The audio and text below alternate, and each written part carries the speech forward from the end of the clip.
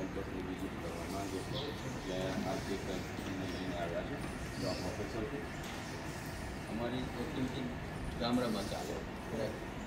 ગિરમઠા ગામને અમે દત્તક લીધેલી છે. ત્યાં 7 દિવસ એક્ટિવિટી જીડીડી કાલે પણ સ્કૂલમાં બધી એક્ટિવિટી કરાવી અને રહેઠાણ જમવાની વ્યવસ્થા અહીંયા ચેતનભાઈ કરી આપી છે. એટલે નહીં તો મોટા ભાગે હાથે બનાવતા હોય પણ હવે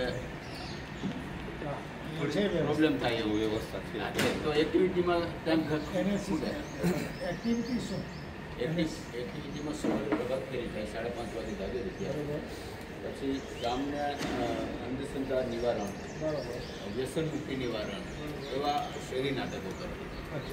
એટલે આવતીકાલે ત્યાં 2 કલાકનો એક પ્રોગ્રામ પણ રાખ્યો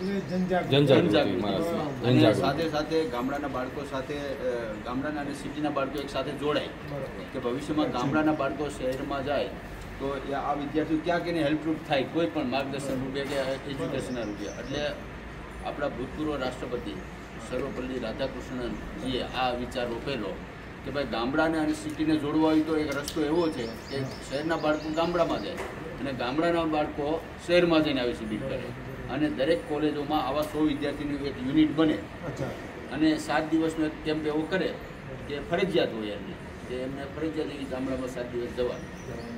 ત્યાં પહેલાં તો એવો નિયમ હતો કે સાથે હાથે જ રસોઈ બનાવે, હાથે જ બનાવી જમે અને 1 દિવસ હોમસ્ટે કરે. હોમસ્ટેનો સિદ્ધાંત એવો હતો કે સવારથી ગામના એવા 40 વિદ્યાર્થીઓ હોય બાળકો એવા 40 ઘર શોધવાના અને એમાં સવારથી એને બાળક તરીકે જ મોકલી દેવાનું અમારે કે હવે તારે જમાડે તો ત્યાં જ જમવાનું, પીવડાવે તો ત્યાં જ પીવાનું, એ ખેતર ભારો લેવા જાય ચારાનો તો તારે જવાનું, એ ઉપાડે એમ તારે ઉપાડવાનું, એનું બાળક જ બની જવાનું તે દિવસનું.